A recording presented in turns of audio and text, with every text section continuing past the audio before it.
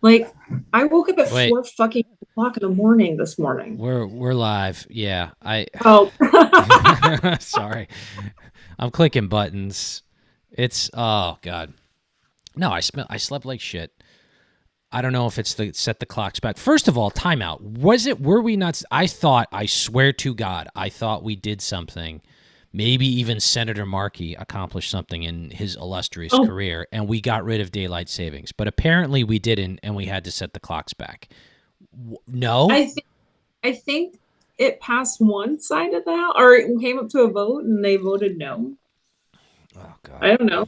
I don't know how I feel about it. I mean, granted, I kind of like it being lighter earlier, but it's going to be dark at 4:15 in a week or two, which is depressing. I hate November. November is my least favorite month. November is my favorite month, but I did sleep shitty last night. I woke up at 4 a.m.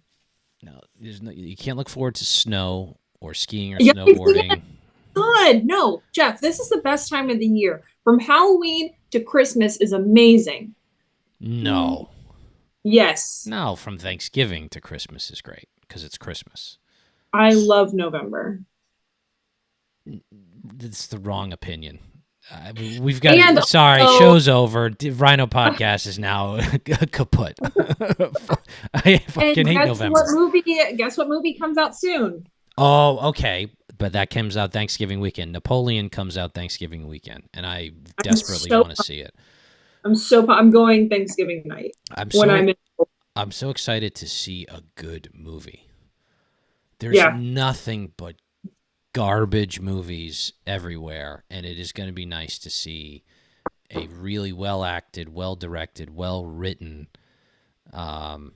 piece of cinema.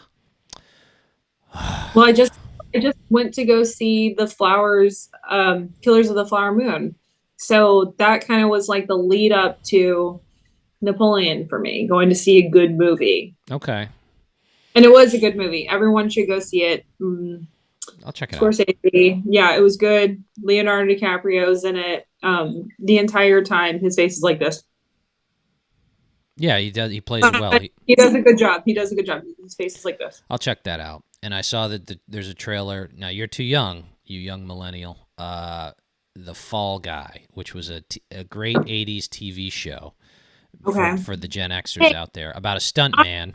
Nick at Night, okay? Like The Fall Guy, I don't think was on Nick at Night. This wasn't a I sitcom. watch shows that were popular with the olds, okay? Yeah, and Ryan Gosling is gonna be. It's gonna be a comedy. Ryan Gosling's playing the stunt man who rescues the Hollywood star. So I'm looking forward to that. It should be funny.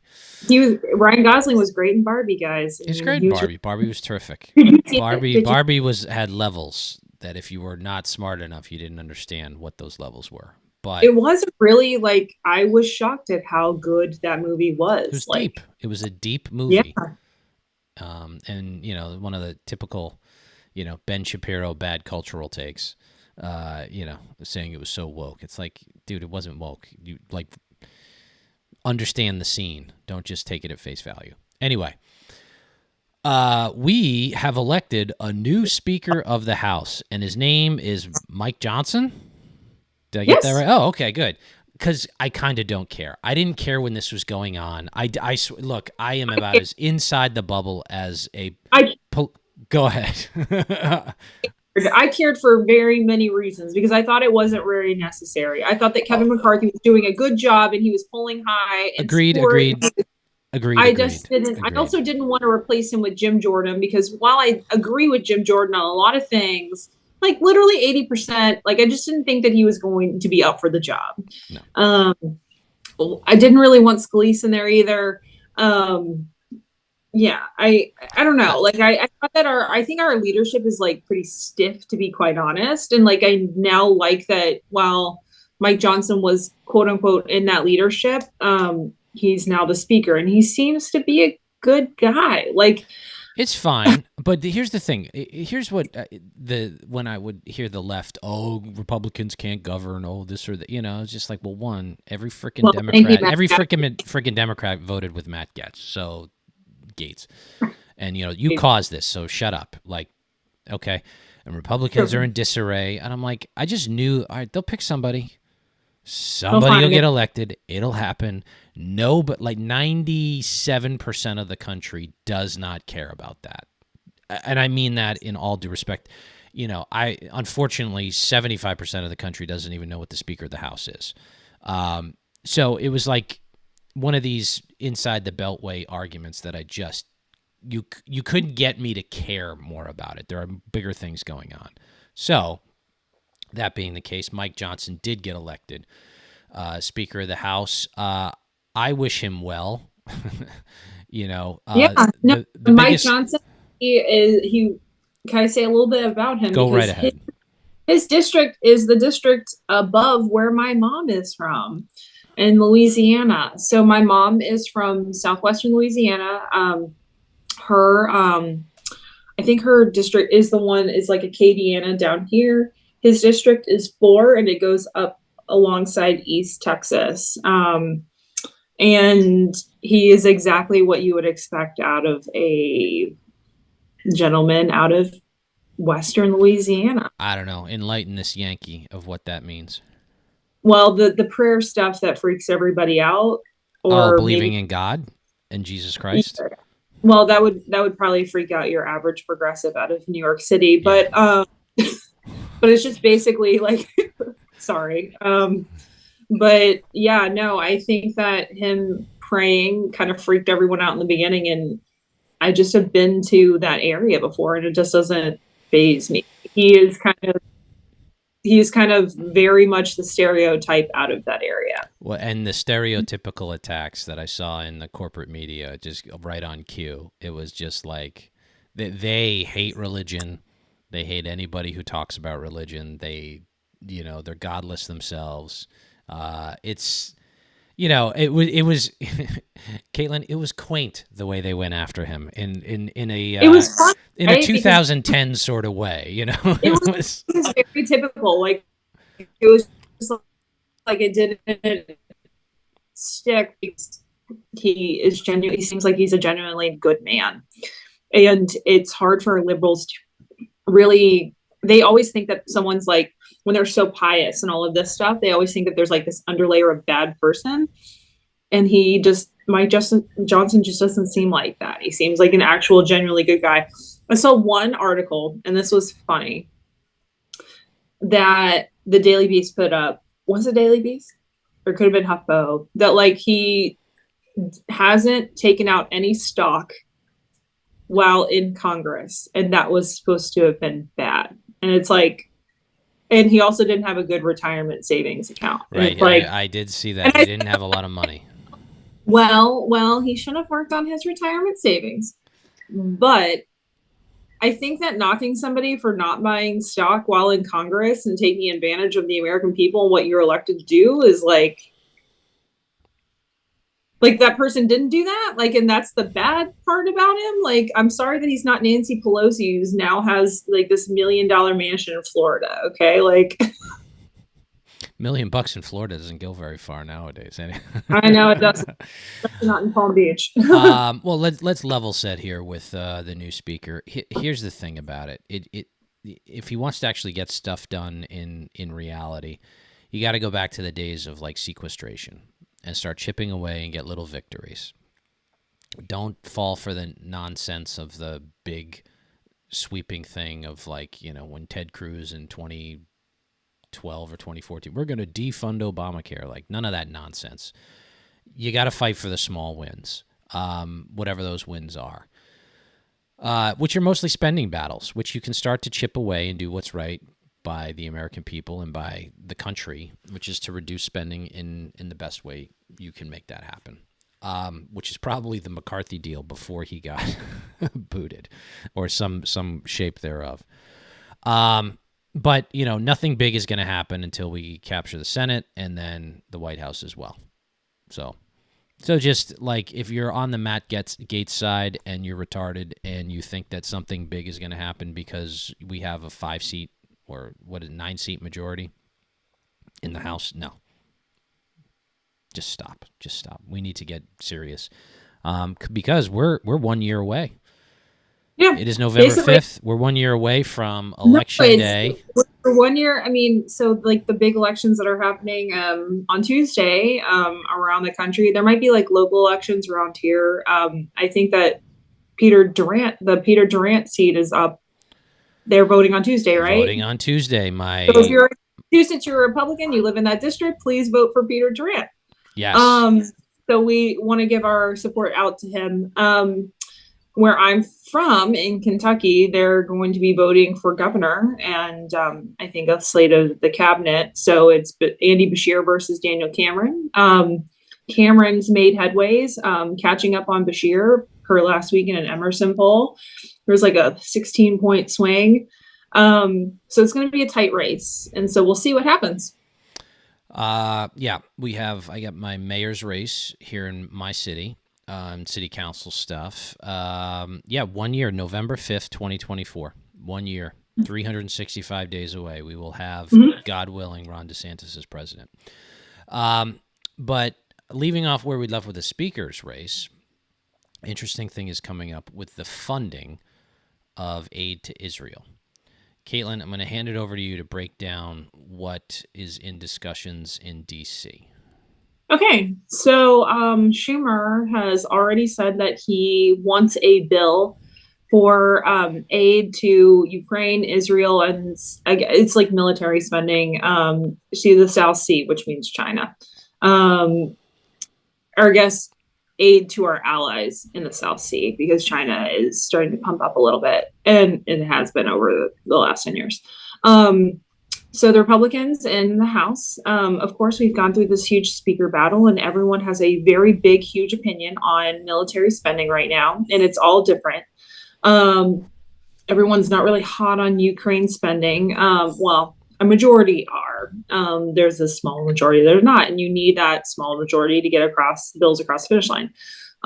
They decided to decouple Israel spending with, or decouple Ukraine and Israel to spending, and they were going to offset the Israel spending with, I guess, funding that's supposed to go to the IRS. And Schumer, I think on Friday, was like, you can pass this bill. We are never going to bring it up in the Senate. So right now that there's a roadblock in Israel funding. The thing with Israel funding, though, is that they also have permanent funding for the next 10 years anyway, per a bill that was passed, I think, a few years ago. So Permanent at the current levels or increases? I'm not quite sure. It was a bill from Marco Rubio. That's all I remember. Yeah, you can have, I guess, pass something a while ago and say, all right, we'll fund it 10 years out. Like, that makes sense. But if they want more, I would imagine you have to vote on that beyond the bill that was passed previously. What do you think of that? Here's where. So a lot of people fight it back and forth about this in the Republican conference, and we have to remember that the IRS, the Republican Party hates the IRS, and I get that with a fiery passion because I think the IRS targets the little guy because they know that they're going to get money out of the little guy, right? And I think that is wrong. And they're not going to get money out of the big guy because the big guy can lawyer up and protect himself with tax lawyers. Okay, so I just want to make sure that everyone's aware. I am not a fan of the IRS in that fashion because, again, they poke at the little guy. Every dollar that goes of funding that goes into the IRS, they are able to get upwards of like $5 back from that. Okay, that is a quote unquote revenue maker for the government. Okay, that is like actually true. Okay, because they have enforcement capabilities that other agencies don't have. Okay, so I need to say that is absolutely 100% true. They were able to get more in revenue because of their enforcement capability. I think that, see, I'm kind of torn on it because, like, I don't know if we should take money away from the IRS because they are able to get money in revenues, or they should take the money for the. Let's split it this way. What do you think of the split between Ukraine, Israel, and China? spending, splitting that out into three rather than combining it into one? I think the immediate need is to Israel right now. I don't see immediate need automatically for Ukraine because we've been Right. sending money like periodically. So like my justification is that we send money to Ukraine all the time. So I can see why we would split that up. Basically, I'm in favor of not, the split. not that Like I'm anti FYI. I have mixed feelings about this one, right? Because in it, if we're going by a constitutional, procedural type of pass a bill, I like incrementalism in that fashion. Okay, there's a vote on Israel spending. Vote on that. There's a vote on Ukrainian spending. Vote on that. Vote on Chinese spending. Vote on that. Splitting it up makes sense practically to me. I don't like how it came about with the reasoning behind it on the Republican side because there's some sympathy towards Russia in some elements of the right. And I think that's Other, I think that's reasonable. That's where yeah, I would agree. right. But the problem I have with that is that they kind of have a point because it's really corrupt over there. We're not keeping account of what the spending is going for in Ukraine. Israel, there's a bit more clarity as far like, oh no, they're definitely going to use it for, they're going to buy weaponry or need weaponry. It's less cash, right? Well, also with that, if you have been watching kind of what's going on over there, so Israel used to get a lot of their weaponry from Russia, because Russia has a huge defense apparatus over there. It's all like one company, and it's from the Soviet era. So they don't have like a huge like we have like the quote unquote military industrial complex over here. We have a lot of huge defense corporations, and it's a lot of them like Northrop. Boeing is technically a defense contractor. Mm-hmm. Lockheed, all of them. In Russia, they have one, and so Israel was getting a lot of military weaponry from Russia.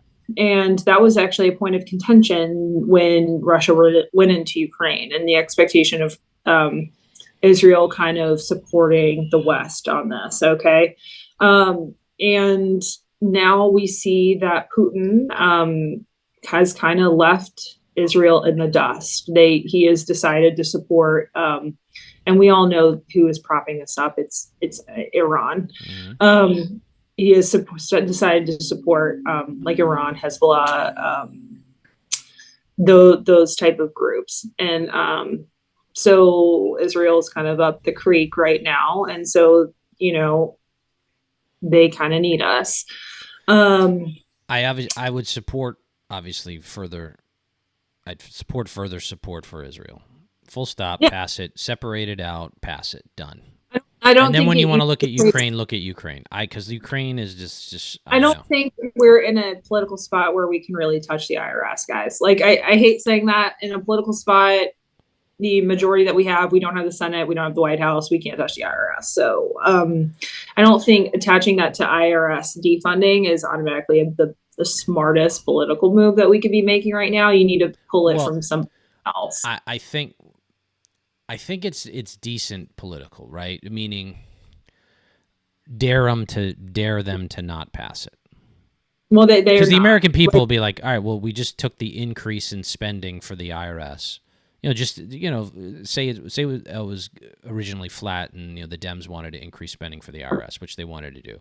You take that increase, you put it towards aid to Israel, pass it, done. Now it puts it in the Senate's hands, and they look bad for like, oh, so you don't want to support Israel when they're being attacked, and you want to keep funding the IRS. It's not a bad thing. I'm not saying it'll be successful. But that it could actually force a better deal. Maybe in some respects, like even if they get rid of the IRS aspect of it, it makes the Dems look weak and bad. And they, was it last night? I'm gonna pull this video out. I'm sorry, I'm changing topics. Speaking of weak, because I have to pull this up because this was disturbing to me. This was in front of the White House. Oh, yesterday? Yeah. Um, Yeah. Let me try to find it here. Sorry. I thought it was. Ah, son of a bitch. I don't have the white. Ah, damn it. All right. I thought I had, but apparently there was big protests in front of the White House yesterday. So there was a big Yeah. yeah. So there was a big pro-Palestine protest in front of the White House yesterday. They were Oh. defacing the walls of the outer gate of the White House in the front. They scaled the wall and were able to get across it. Um, there are statues around the White House. One of them is General Pershing from World War One, and they defaced it. Um, it was a pretty violent protest. Not violent in the way that like people died, but there was violence in it. And it was pretty anti-Semitic too. So it was crazy to watch. Like, where were the police? Like it's crazy. Like during we've seen in the last 4 years, um, we saw I guess the protests after George Floyd, and we saw them around the White House. We Yeah. saw So I'm gonna. January 6th, and we Yeah. see that I'm there's just no police presence, like none. I'm putting it on screen right now. This is disgusting. Pro-Palin, libs of TikTok. Thank you, libs of TikTok. Pro-Palestine insurrectionists scale the White House fence, waving the Palestinian flag. Yeah. Well, yeah. Sarcastically, libs of TikTok says, "I'm sure they will be hunted down, thrown in gulags, and given 17 to 22-year sentences." This is disgusting. This is utter weakness. At a minimum, they should be firing rubber bullets at these guys and getting them off. I mean, this is what Biden is, right? Forget about anything else. It's just utter weakness and incompetence. And this is permissive, right? You know, Ayanna Pressley, the squad, Well, AOC, all calling for a so ceasefire. Rashida Tlaib literally Oh, putting God. out a video the other day saying that Biden supports a genocide, and she's just saying like the anti-Semitic like trope, like from the river to the sea, and Yeah. it's like, and then she put out a tweet saying that like that's not anti-Semitic, and it's like, no, no, no, no, it is. You are calling for a genocide of the Jews in Israel. Like that is what you're calling for. Like Yep. that is a rallying cry that means death. And so No, I, the Dems have a huge problem right now. They have a huge political issue that a lot of people haven't been really talking about, but they do. So Biden, when October 7th happened, came out and supported Israel because it was a horrific slaughter. And it was the worst killing of the Jews since the Holocaust. And so, Hamas went into Israel and just killed people.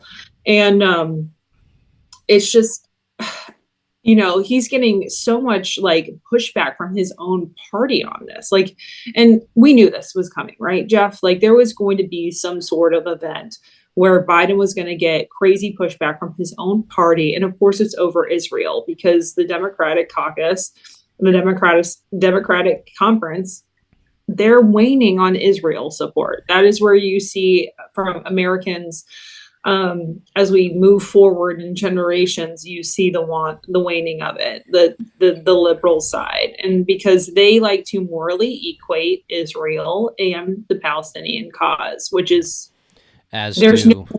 there's no moral clarity in comparison. Well, So this is something, and I watched this with Austin Peterson, who's been on our show a while back. He was debating Dave Smith, who's a libertarian, the libertarian comic, who was just insufferable in his ignorance about it, and kept saying objectively when it didn't, when he meant subjectively, and he was trying to draw like, basically using the word objectively when he was really making a case for moral relativity. And there is no, like you said, there's no moral relativity here.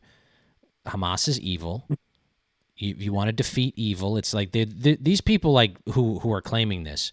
Look, if Pearl Harbor was tomorrow, they would call for a ceasefire after that so we wouldn't counterattack. It's like they blame America first. There's something ingrained in these people, and it comes through academia, it comes through indoctrination, where they don't see the world through normal lenses. They are abnormal people, freaks. And they don't understand that when you're attacked, it's not, there's not something where it's like, oh, well, you can only do a proportional response, or you can only, don't hurt them back too bad, and you sort of deserved it. It's like, no, fuck them. They need to die. That's it. Just die. We're going to kill them. We killed a lot of Nazis. We killed a lot of Nazis, and unfortunately, it was interesting. So Ben Shapiro went to the Oxford Union, which is like a debate club over at Oxford, and did this huge debate where people were allowed to come up and debate him. They were going to answer, like they could ask him questions. He would answer the question. He would pose a question back, and they could answer it. So he's debating this one person, this woman, and she goes, well, the British never the British never went after civilians in Germany during World War II. And Ben Shapiro's like, that is not accurate. Like, we absolutely, in order to, and you know, people don't understand that war is terrifying. It is horrific. It is horrible. It is scary. It is just, again, horrifying. We bombed Dresden. Like, what are you talking about? Like, the British never went after civilians. Like, we went after Dresden in order to force the Nazis to surrender this horrifying war, because during wars, military commanders make a lot of risk assessments. And so in order to do that, in order to force them to surrender, and as we were moving forward from the West, and obviously the Soviets were coming from the East, yeah, like there was the Brits did. There was a point in World War II where the British actively, well, I mean, first of all, they were bombing everything. I'd say call it maybe 1942, 43, right? They were bombing everything. And I'll say indiscriminately. They were bombing London, okay, right. FY. Yeah, so the Nazis bombed London, so the British bombed Germany. And they were hitting them so hard, at one point they did actually have to, they paused and said, oh my God, what are we actually doing here? There was that point in the war where the Brits did, they did actually have to reevaluate their strategy of the way they were bombing, because they were killing so many civilians. But keep in mind, the Nazis were attacking them. So it was, it's war. And it really is incumbent upon, the blame goes to the people who invaded. Okay, that's how wars work. Okay, it goes to the people who invaded. You start a war. Your troops go in. You're at fault. That's how it works. Russia caused the war in Ukraine. And it's amazing to me that nobody's brought this up in our punditry class, that the same people who are blaming Israel for counterattacking, and I'd say this is elements on the right and the left, were blaming Ukraine for provoking Russia to invade them. These are you can't draw, any logic out of these people's positions. They are utter, and Dave Smith, comic Dave Smith, true. He said this. Go back and look at the videos of him talking about how Russia was provoked by Ukraine to invade, and now you have him talking about how Israel is clearly the aggressor, in this situation. Like, shut the fuck up, man! Like, you can't debate this. Like, this isn't right. It's so absurd, because Ukraine only provoked Russia into invading them because they decided to become more of a Western country, and that's really what it comes down to. And Russia couldn't live with that. Like, so right now, along with Putin's insane rhetoric and conspiracy theories in order to justify the war, okay, like, along with that, Israel right now cannot live with the accepted violence anymore. Okay, this is what it is. It's accepted violence. They have lived with this for generations. They have lived through this since 1948, when the founding of Israel happened. Okay, and the founding of Israel happened. Not a lot of people know this. or at least understand why. So after World War II, and especially after the fall of the Ottoman Empire, the British came into that area and they kind of controlled it. But after World War II, they really couldn't afford to have also India and also that area. Okay, so they decided to come up with a plan with the UN in order to have a two-state solution for the Jewish people and the Palestinians. Okay, they had a two-state solution, all set, all agreed upon. Jeff. Okay, this was all agreed upon, and then Palestinian terrorists went into a Jewish area and killed 5 people. Okay, at that point, Israel decided that that was not acceptable, and they went and created the state of Israel through war and conquering. Okay, so they fought for this land. Okay, I just want to make sure that that's very clear. They fought and won a war in order to create their own country. Okay, And if just point of fact here too, for the people who say, well, what about prior to 1948? What about it? How far back do you want to go, folks? The kingdom of Judea and Israel, 2,000 right? years ago, like well before Christianity even existed, and certainly well before Islam did. Do we need to go back to like the ancient Abyssinians? Like, what are we doing here? Like, the Jews have been in that area for millenniums. Okay, like we don't really need to go back and say that they don't have a right to this land. They do, and they won it through a war. So I'm sorry, but again, I've always stated that war is horrifying. It is horrifying.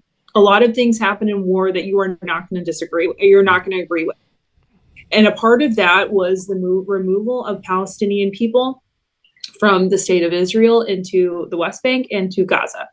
At that time, Egypt and Jordan were a little bit more friendly to the Palestinians than they are now. Over time, that has changed. A lot of people don't like to talk about this, but right now, Gaza has a part of their border with Egypt, and Egypt actually has built a wall to keep the Palestinians in Gaza because they do not want to accept the refugees. And that is a very, I do have to say, the Biden administration working to diplomatically open that so Americans can get through. That's a big diplomatic win. A lot of people don't really in the United States really understand Arab countries. So yeah, this is going to be, I mean, Israel right now, IDF, they're in Gaza, they're going to destroy Hamas. There's going to be a lot of things in this war that are not going to be nice to watch, not going to be whatever, but they're going to destroy Hamas. They have the justification to do so, and they're going to do it. And they have the support of the United States. Every time. And sorry, I just want to make this point. If Iran and Hezbollah want to enter this war, because Iran will do it through Hezbollah in Lebanon, you are making a huge mistake. You will see the downfall of your country.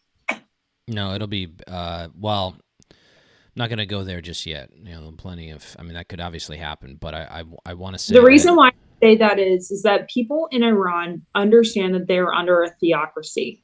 And if that theocracy looks like it is losing a war, those people will rise up and revolt against that.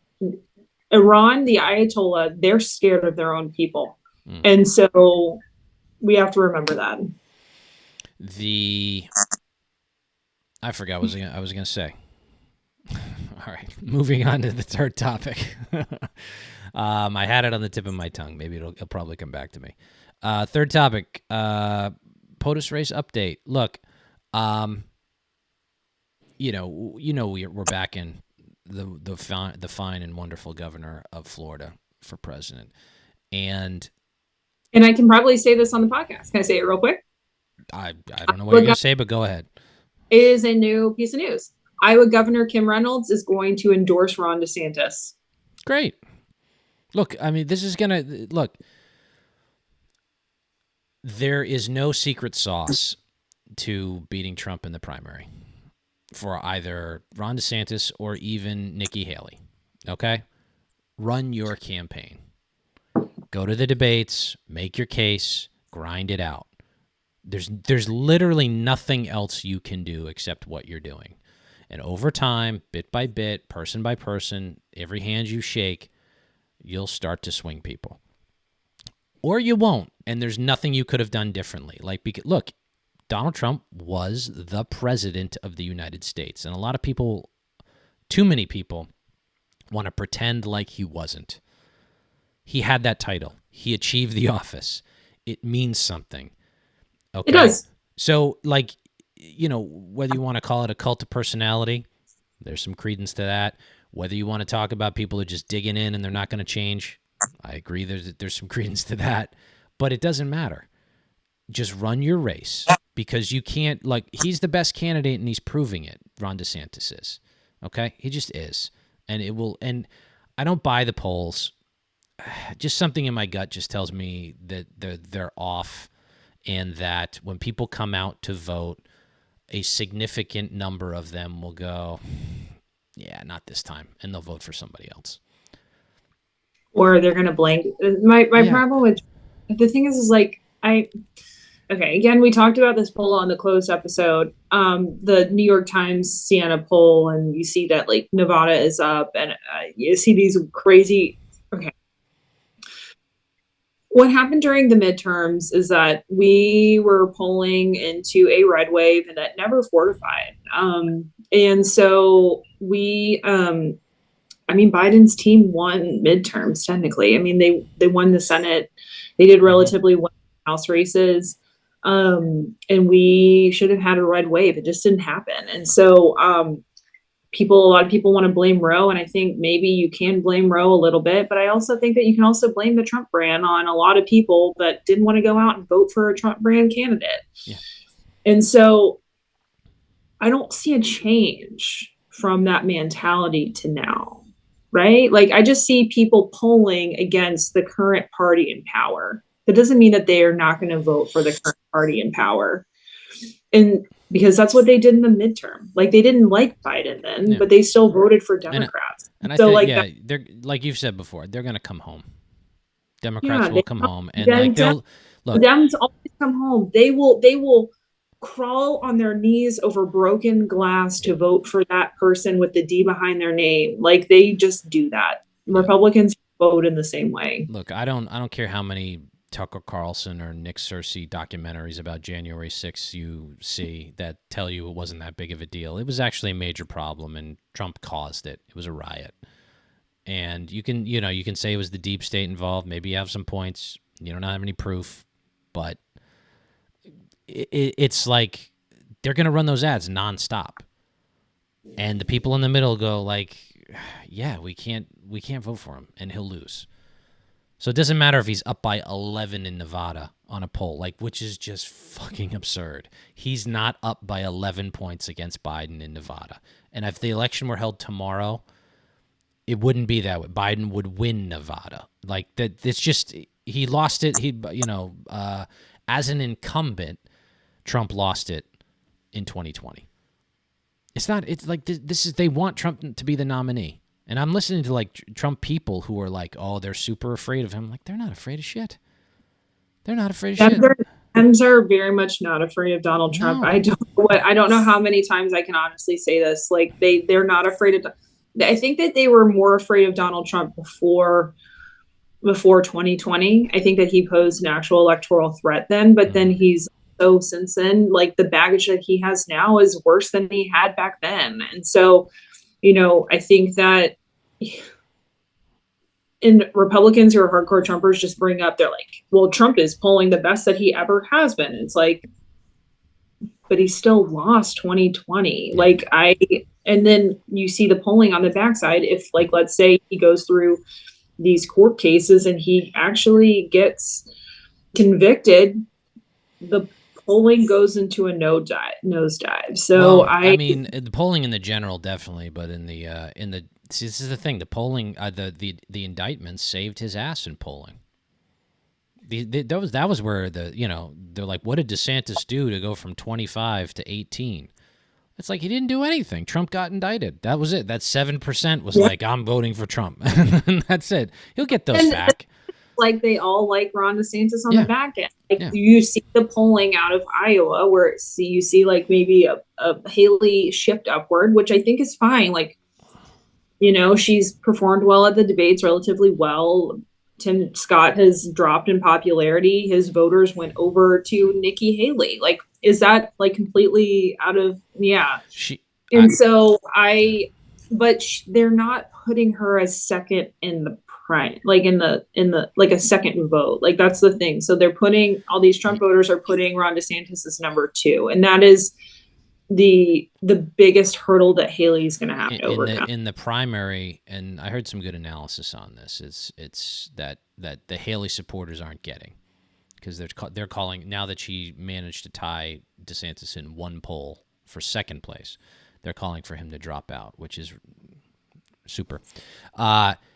Her ceiling, and I said this a while ago to even to EJ Miller, her ceiling is probably, I say 18%. That's her ceiling. Maybe it's 20, but it's probably 18%. And I think that because, like you said, DeSantis is a lot of Trump supporters' second choice. There's no second choice as Nikki Haley if you're a Trump supporter, right? It goes in that direction. The upside potential for DeSantis to get Trump voters is absolutely there. It's not there for Nikki Haley. It doesn't exist. It's that hardcore group of never Trump, and what they need to get on board with is the idea that supporting DeSantis with her as the VP. Because here's the other thing. Like I once thought this. I was like, well, if Trump does get it, he'd be smart to pick DeSantis as his VP. But I don't think he would, because he's not going to make those smart moves.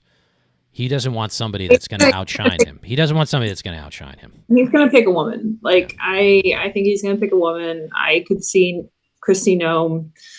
God, if it's Marjorie Taylor Greene, like no. But yeah, like I think it's going to be a woman. We shall see. My gut, the bets are open. The casino's open, folks. If you think Trump is going to win the primary, I do not. The odds, I'm doing it at 4-1, but I'm willing to accept 3-1 if you're that confident. But the bank is open. Feel free to bet me. Anyway, all right. Oh wow. Sorry, one last thing right before we go. Bernie Sanders is doing morning shows. He rejects calls for a ceasefire. So there you go. Did he? Because he just tweeted within 24 hours, Israel has to stop, by the way, this is a lie, indiscriminate bombing. They are not bombing indiscriminately. They are bombing very discriminately at Hamas, targets. IDF is pretty, I'm sorry, I actually do trust IDF on that one. They're pretty good about being like, we're targeting this because of this. Right. All right. As we leave you, we remind you to go over to patreon.com/RhinoPod, only $1 a month for extra content. We just did another episode there. Feel free to tune in next time. We'll see you in about 2 weeks. And hopefully I'm looking forward to the next GOP debate with a winnowed field. And I believe there's a debate coming up with DeSantis and Newsom. I thought so, but I haven't seen anything about it. I haven't seen it. They said November, so maybe it's closer to Thanksgiving. I think Ron DeSantis has to be careful because you can't debate anybody who's outside of the, you know what I mean? There is RNC rules on this. Oh, is there? Yeah. I did not know that. So was going to happen on Sean Hannity's show, but it probably will be some sort of like town hall. It was going to be on Hannity's show, I believe. That's what Newsom had agreed to. Anyway. All right. Have a great week, everybody. Thanks for tuning in. We appreciate your support. And, tell people to follow us on Twitter. Why not? On X. You read every article. He said this on X, parentheses, formerly known as Twitter. Oh, boy. I don't know if I'm ever going to get to the point where I say on X, but I guess the branding will take hold once you do that. Anything else, Kaitlin? No. Everybody have a good week. It's, if you are in Massachusetts and you live in Peter Durant's, is it Worcester? It's the Worcester area. Look into it. The Worcester area. If you see this podcast and you live in that area, make sure you get out and vote for Peter Durant. Yes, vote in your vote in your local elections, and vote in the special elections for Peter Durant in Central Massachusetts. All right, everybody. Until next time. Bye bye. Bye.